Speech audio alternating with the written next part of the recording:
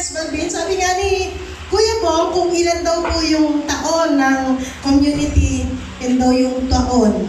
Oh, actually, yun yung taon ko dito sa community. Nag-start po ako when I was 10 years old. So, nasa kids ministry ako, animator. Influence po ng nanay ko. Ayan, ng nanay namin pala. Kapag tapos na ng joyful song, matutulog na kami. Kasi Holy Spirit na, tsaka worship song na. Matutulog na kami. At pagkatapos ng gospel reading, gigisingin na kami. Action na kayo. Action na kayo. No? Ayan po ang aming gawain noon. Wala akong kabuwang-buwang. Sabi ko gano'n, sana pagdating ng araw, pagdating ng panahon, yung paglilingkod ng ating mga magulang, ay gano'n din yung paglilingkod na gagawin ko or gagawin namin bilang isang pamilya. And I am blessed dahil dito ko po nakita yung aking kadaupang palad. Yung aking kaisang puso, ang aking brother husband, which is yung po yung father ni Sister Pat. Ayan. So, kaya lang, nawala. Kinuha agad ni Lord. Diba? Blessed talaga ako. Dahil pinadalhan ulit ako ng isa pa. Which is dito rin sa community na ito. And which is my brother-in-law. So, palakpakan naman natin si Lord dahil yun yung blessing sa akin. Meaning, hindi na po naging iba yung binigay ni Lord na makakasama ko sa buhay. At natutuwa po ako dahil kasama ko rin yung pamilya ko ngayon. No? Nandyan po sila yung aking mga anak.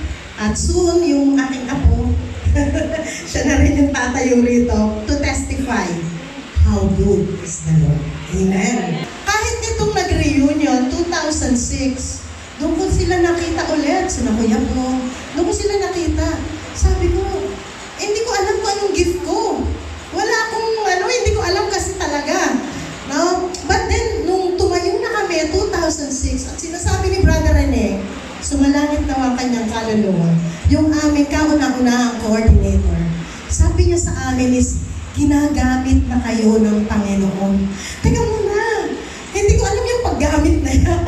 Ano ba yung ginagamit na yan? At saan at paano na kami gagamitin ng Diyos? No? At then, little by little, unti-unti, naintindihan, naunawaan ko po na ganito pala gumagamit ang Diyos.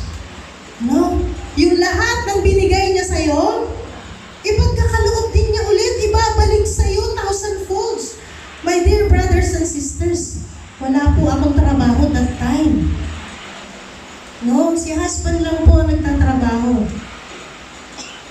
Pero talagang yung buhay namin, hindi ko naman sinasabing maalwan. Pero nandoon yung blessing ni Lord every day. Na-appreciate mo yung blessing ng Panginoon. Amen? Amen. At ganoon din po kayo. Once na tinanggap nyo na magpagamit sa Diyos, God will provide everything. No? At hindi ko rin po masasabi na pagka ikaw, katulad ng sinasabi ni Kuya Luis kanina, pag ikaw nagpagamit sa Diyos, lahat ay nakahiga ka na sa bed of roses. Hindi po. Kundi ang sinasabi ng Panginoon, bitbitin mo ang aking pamatok, pero ang pamatok ng Diyos ay magaan. Amen? Amen. Palakpakan natin ang Panginoon. Ganun po gumamit ang Panginoon. Amen. Ayan. So, magsimula po tayo. Ayan. So, una mga kapatid, habang umunguya po tayo, okay lang po ba na sasagot kayo ng wow? Wow! Wow! Ayan.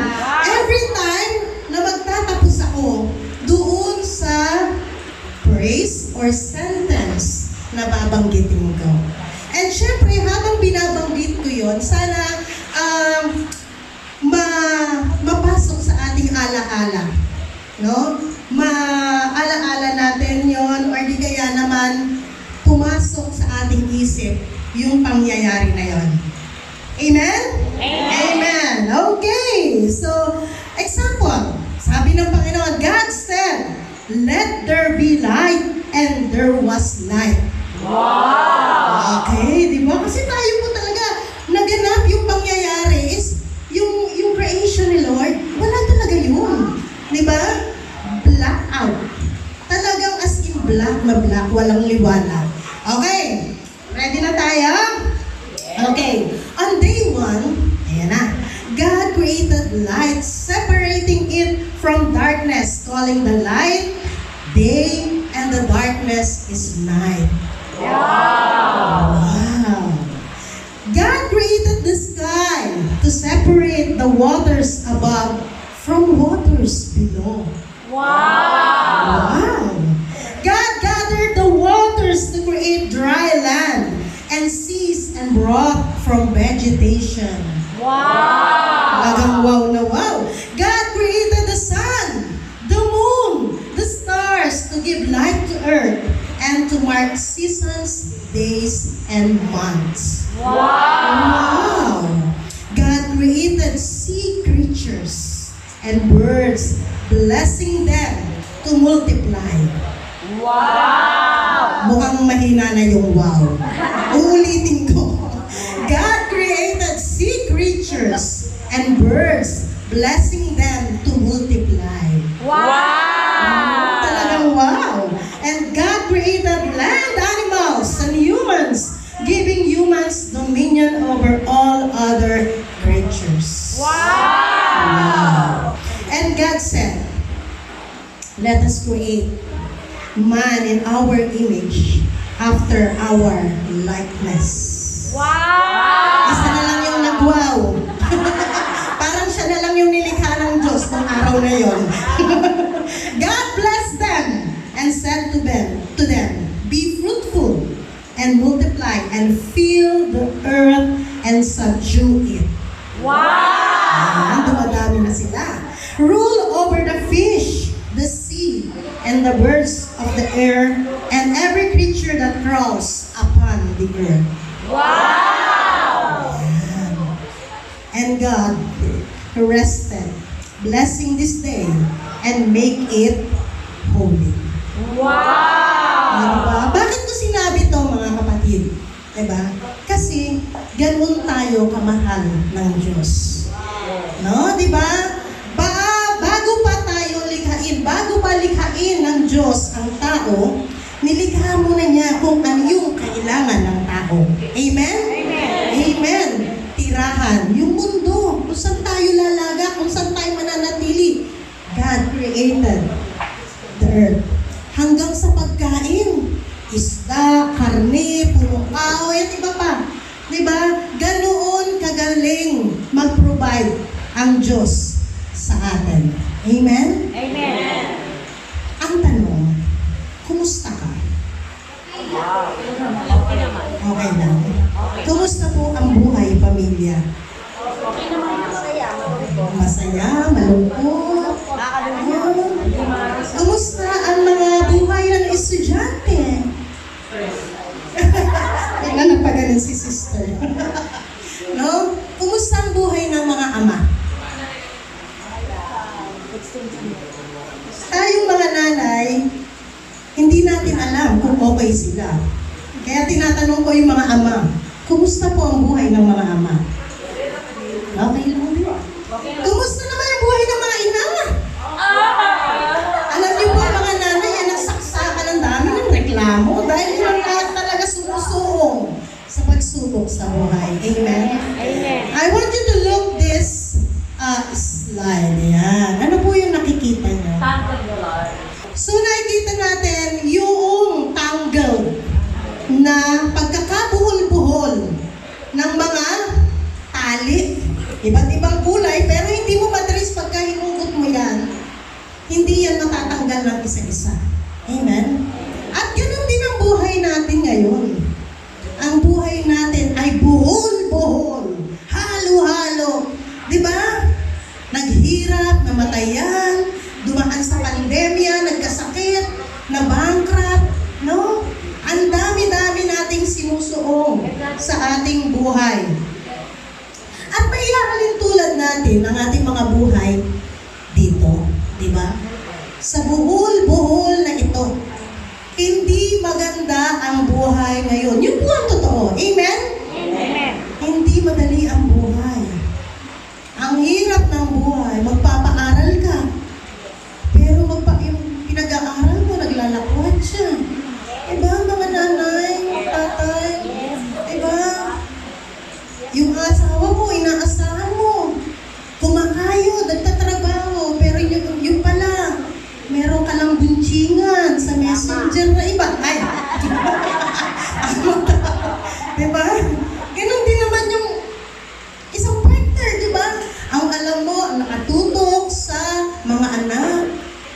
patnubayan ng mga anak, pero anong nangyari? Diba? Meron ding kaututang dila. No? Meron kachismisan, kamaritisan. Kaya hindi na natututukan yung pamilya. Ganun po ang ating buhay ngayon. Kabuhol-buhol. Bakit? Ano ba yung nangyari sa mundo? Diba? What's wrong in the world? Ang hirap na ng kompetisyon sa hanap buhay, no? Sa ating komunidad, no? Makapagbigay ka lang ng salita, masiraan mo lang yung kapwa mo, para lang ikaw ay umangat. Tama? Giving, hindi na natin alam ngayon kung ano yung fake sa facts. Diba? Dahil sa mga internet, mga social media, no? Nagiging impluensya. Malakas nang maka-impluensya ngayon. What's wrong in our country? What's wrong in the world? What's wrong in our community? Of course, what's wrong in our family? Nakikita niyo po ba sa 10 pamilya, meron ito, broken family. Diba? Hindi na natin masabi.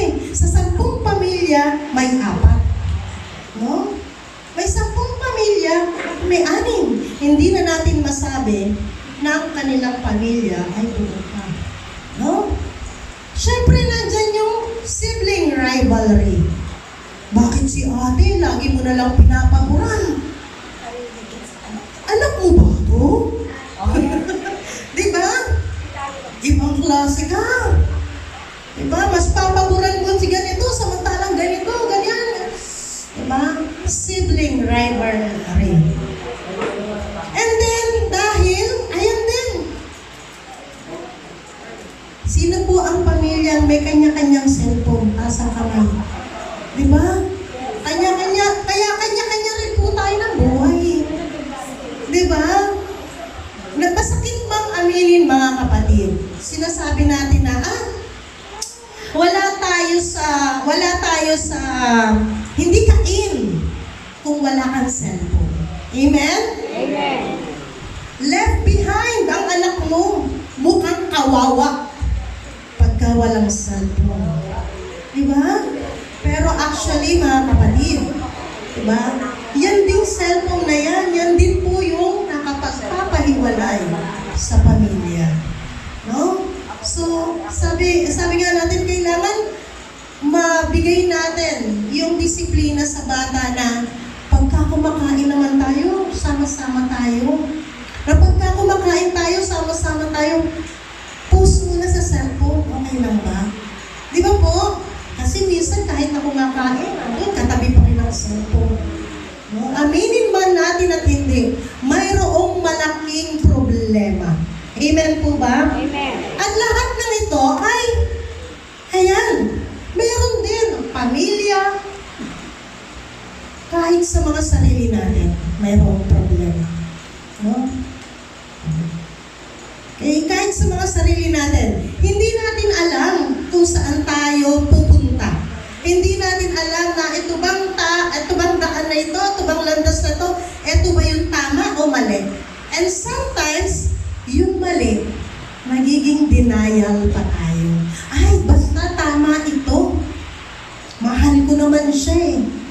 No? Pagmamahal, lagi nating sinasabi, mahal ko yung anak ko. Kaya ipagtatanggol ko, even mali. Diba? Hindi natin alam saan tayo pupunta. At nitong diba, lahat tayo nasa kanya-kanyang mga tahanan dahil sa COVID, maraming nakaranas ng mga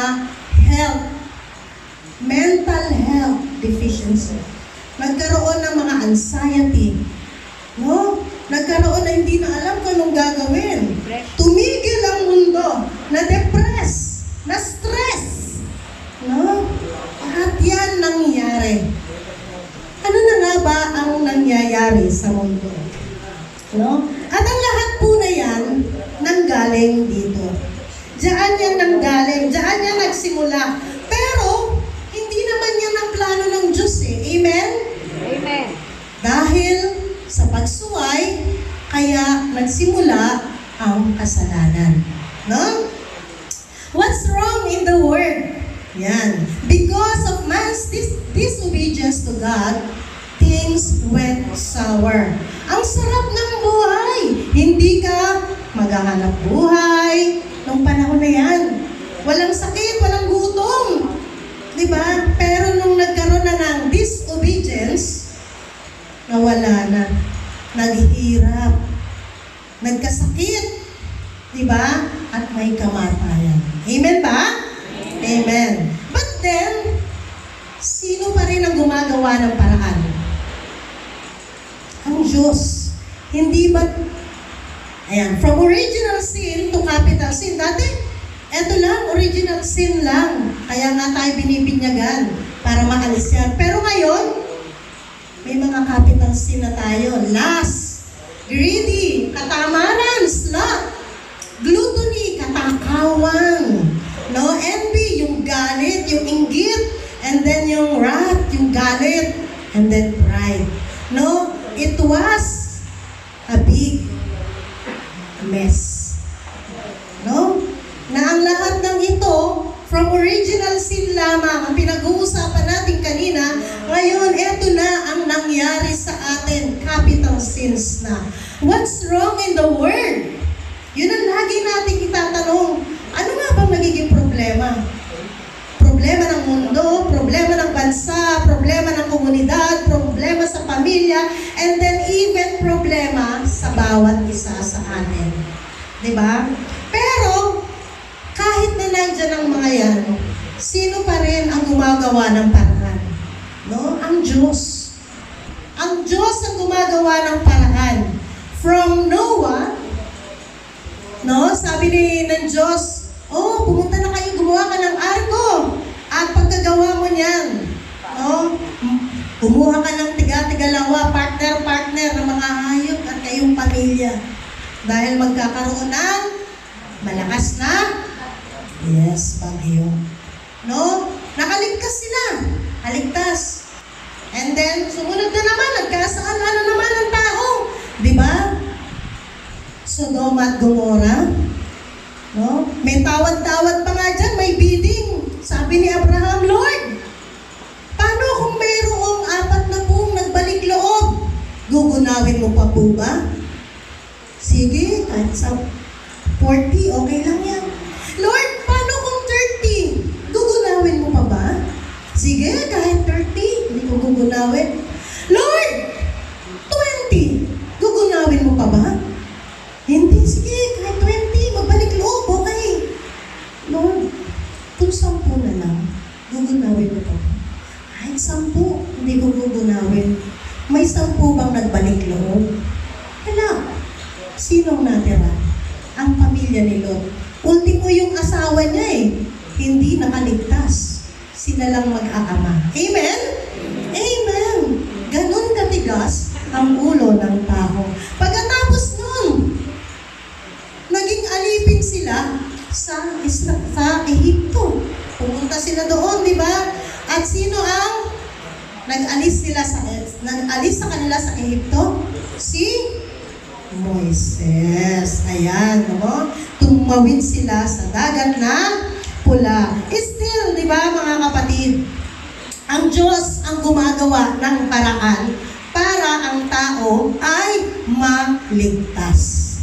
A big problem needs a big solution. No? Kasi ang problema ay hindi nagpapasakop ang tao. Pagka ang tao ay hindi humihingi ng kapatawaran, maliligtas ba siya? Hindi. Yun ang problema. Hindi nagbabalik loob. No? Yun ang malaking problema na kailangan ng malaking solusyon. Ang pagbabalik ng tao. Bakit may mga apparition? Bakit may Fatima? Bakit may Lourdes? Late 1973, mayroon, napakita ang Mama Mary sa Akita, Japan. Di ba? Pero ang panawagan ng mahal na ina, ano? Magbalik mga kasalanan. Yun po ang panawagan. Pareho din naman doon sa dati pa, magsisi at magbalik loob. Until now, magsisi at magbalik loob. And then, syempre, yung Holy Eucharist, no? Kumpisal, komunyon, no? And then yung anointing of the sick, ayan, holy orders, marriage, ayan, no? Yan po ang mga channels ng salvation. Kaya po kailangan kung gusto natin na maligtas at tinatanggap natin ang kaligtasang iyon, huwag po tayong pumayag, mga magulang, na yung ating mga anak ay magli-live-in. No. Kasi isa po yan, na baka madantosan tayo ni Lord, hindi kasal yung anak mo. Bawas points ka. Na, baka gano'n ang mangyari.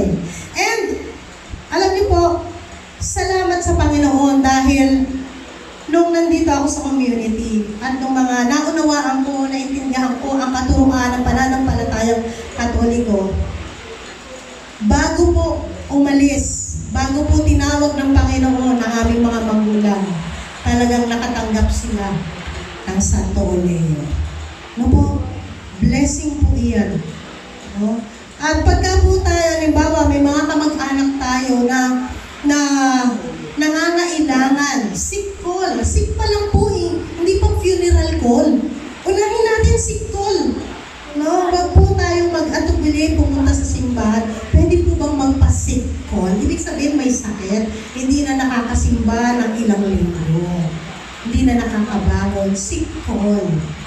Hindi pa, wag po nating pumunta tayo dun sa point na tatawagin lang natin ang pare, funeral call na po. Babasbasan na, no? Tayo ihahatid na sa huling hantungan.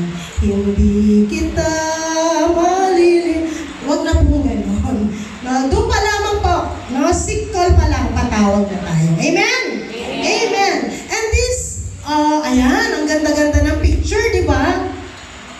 Yan po ang illustration ng salvation. Ito po tayo, at ito ang Diyos. Ang nakapaghiwalay sa atin ay ang ating kasalanan. But then, Jesus came. Siya po ang naging daan patungo sa ating Ama, patungo sa ating kaligtasan. Amen? Palakpakan natin ang Diyos. Talaga, amen na amen yan. No? Dahil totoo naman talaga, si Jesus ang lahat sa buhay. Kaya, masaya. ay bakit malungkot kayo? Okay? Na? Ayan. So, pumili lamang po ako ng ilang mga pictures from the Passion of the Christ. Dahil talaga naman na ito po yung mga pinagdaanan ng mag-ina. No? Kung papaanong nagkaroon ng kaligtasan sa mundo. Ayan. This is Mama Mary. No? And then, after the scourging in the pillar, yung paghataw na gano'n, hinataw, tapos pagkatanggal, nandun pa yung mga balat ng Panginoon Jesus. No? Umagos ang dugo. Ganon kahalaga ang dugo ng Panginoon. Na ang ina, hindi niya maaatim na ganon. No? Opo. At nandun din ang mahal na ina, noong panahon na siya ay ibinaba mula sa krus. Ito po yung picture ng corona, tinik, at saka yung pako na ginamit. My dear brothers and sisters,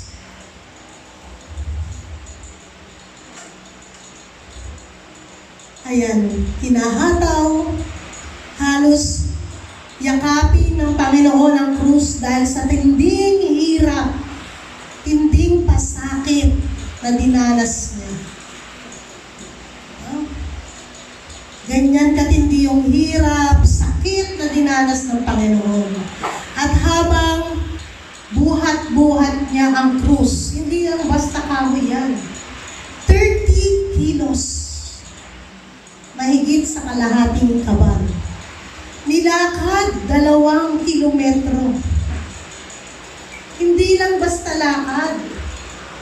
Puyat, pagod, kahihiyan, pinagdududuraan, kinukutya. Yan po yung hirap na dinanas ng Panginoon.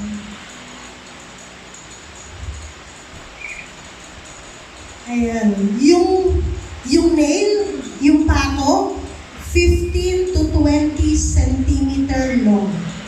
Nakakita na po kayo ng 6 inches na pako. Ang ginagamit lang po sa bahay, 4. Yun lang po yung nakita ko. Ay 4 lang, 4 inches. Ito po ay 6 inches. At 6 centimeter, almost half. 2 inches almost, no? 2 inches. Yung tulis. Tayo nga, ma-injectionan lang, aray! Pero eto, no?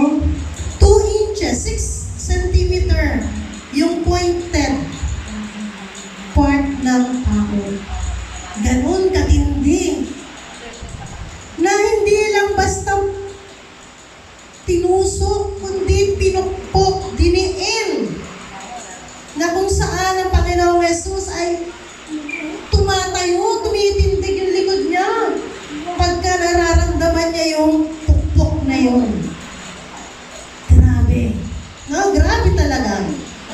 At hindi lamang po yun, hindi lang 3 minuto siya nakabayubay sa krus, kundi 3 oras. Na-imagine niyo po ba yun? 3 oras na nakabayubay sa krus ang ating Panginoon. Hindi po pelikula. Totoo pong nangyari ito. No? He had no more blood to bleed. Wala nang mailabas na dugo. Dahil lumabas na yung 3.5 liters na dugo. At ang lumabas na, tubig na. Hindi po ba? So talagang dehydrated na.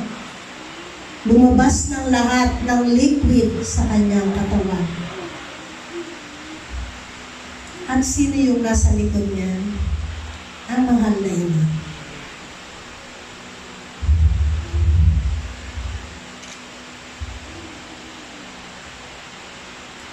Simula't simula, sinabi ni Simeon, nung ialay niya ang Panginoong Yesus sa templo. Sing sakit ng tarak sa dibdib ang mararanasan niya. Diba? Sing sakit. Pero hindi lang pala salitang sakit, kundi naramdaman ng Inang Maria yung sakit na yun. Mga ina, mga magulang, hindi ba't pagka nakikita natin ang ating mga anak umiiyak, nasasaktan tayo? Hindi ba pagka nakikita natin ang ating mga anak ay sinasaktan ng ibang tao, nasasaktan tayo? Ano pa kaya ang mahal na ina na makita niya yung paghihirap, yung pagmamaliit, pang-aalipusta, pagpasa ng krus, ang bayubay sa krus, hanggang sa maibaba ito. Sobrang sakit, di ba? From these pictures, brothers and sisters, I want to pause for a while and let us imagine kung gaano kakirot, kung gaano kasakit ang naramdaman na ito ng ating Panginoong Yesus, maging ng ating mahal na ina. Jesus suffered for all of us because Jesus saved us. And Mother Mary continued to pray for us para patuloy tayong iligtas ng ating Panginoon.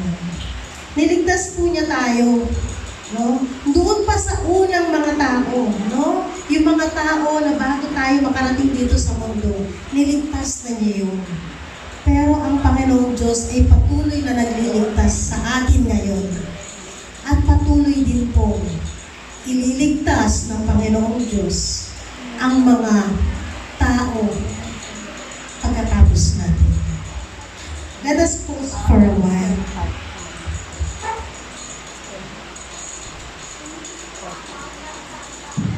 Isipin po natin lahat, mga kapatid, ang paghihirap na ito ng Panginoon, na ang katumbas ay ang ating kaligtasan.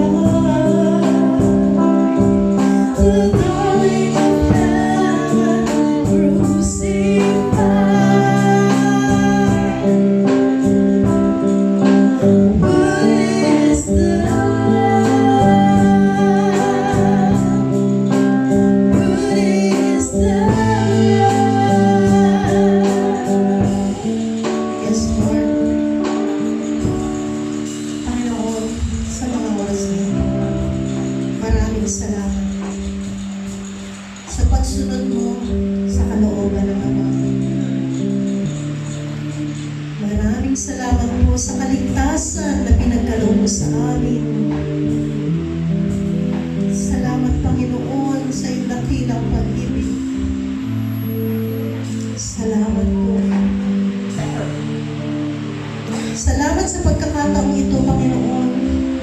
Pinuksan mo ang aming mga isip. Pinuksan mo ang aming mga puso. Salamat, Panginoon.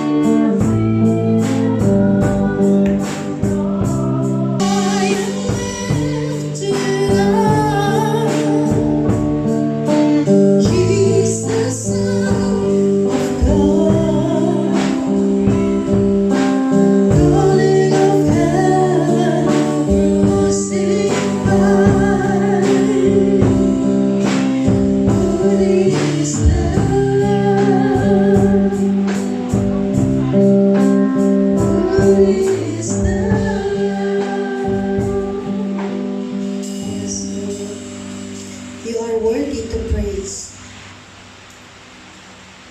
At ito po yung hamon sa ating mga kapatid. Ano ang itutugon natin sa Kanya? Sa kabila ng pag-alay na nagbuhay sa atin, sa kabila ng pag-oo ng mahal na Ina para sa pagliligtas na ito, mo ang ating itutuloy. Isa lang po ang nais ng Panginoon ay ang pagbabago. Ang nais ng Panginoon ay ang pagsisisi.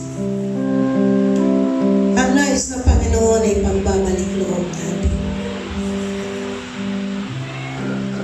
At nawa po, hindi matapos ang seminar na ito. At patuloy po tayong makinig at mag-aral sa ating Panginoon.